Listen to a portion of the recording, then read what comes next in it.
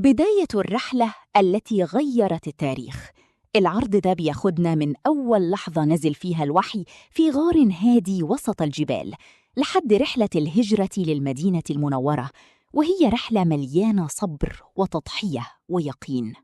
اللحظة الأعظم لما سيدنا جبريل نزل بالوحي على النبي صلى الله عليه وسلم، وأول كلمة ما كانتش أمر بالحرب، دي كانت اقرأ، أمر بالعلم والمعرفة عشان تنور العقول من الجهل. الدعوة بدأت في السر لمدة 3 سنين.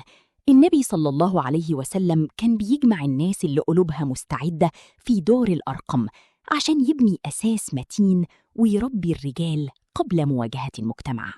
حان وقت المواجهة. النبي صلى الله عليه وسلم وقف على جبل الصفا ونادى في الناس، وهنا ملامح الكفار اتقلبت من استغراب لسخرية ثم العداوة صريحة لما قريش حست إن أصنامها ومصالحها في خطر. لما الكفار فشلوا يتردوا بالحجة لجأوا للعنف والتعذيب القاسي، رمال مولعة وصخور تقيلة. بس العجيب إن الكفار هم اللي كانوا بيتعذبوا من ثبات المؤمنين وصوت كلمة أحد أحد اللي تهز أي سلاح. لما العذاب زاد وما بقاش فيه أمان في مكة، النبي صلى الله عليه وسلم أمر الصحابة بالهجرة للحبشة، وده لأن كان فيها ملك عادل لا يظلم عنده أحد، النجاشي، فكانت خطوة لتأمين المسلمين. قريش حاصرت بني هاشم اقتصادياً واجتماعياً لمدة 3 سنين في شعب أبي طالب، ومن الجوع أكلوا ورق الشجر لحد ما ربنا سلط حشرة الأرض أكلت صحيفة المقاطعة الظالمة وما سابتش غير اسم الله.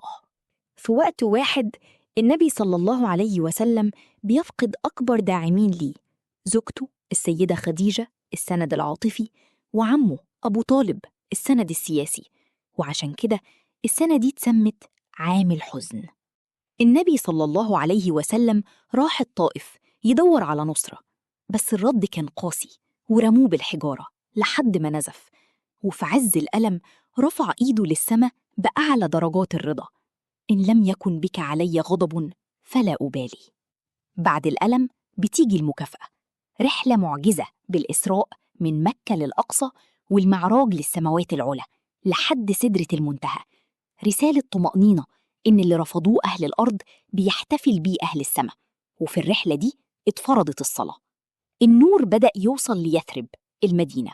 في موسم الحج مجموعة من الأنصار قابلوا النبي صلى الله عليه وسلم في السر عند العقبة وبيعوه يحموه ويفدوه بروحهم، ودي كانت حجر الأساس لدولة الإسلام الجديدة. لما قريش عرفت إن المسلمين بقوا أقوياء وليهم مكان في المدينة، اجتمعوا في دار الندوة وحطوا خطة شيطانية: يجمعوا شاب من كل قبيلة ويضربوا النبي صلى الله عليه وسلم ضربة رجل واحد عشان دمه يتفرق بين القبائل.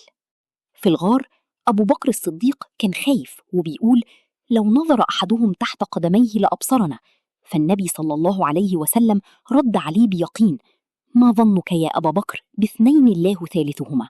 وقريش وقفت عجزة قدام بيت عنكبوت وعش حمامة بفضل العناية الإلهية.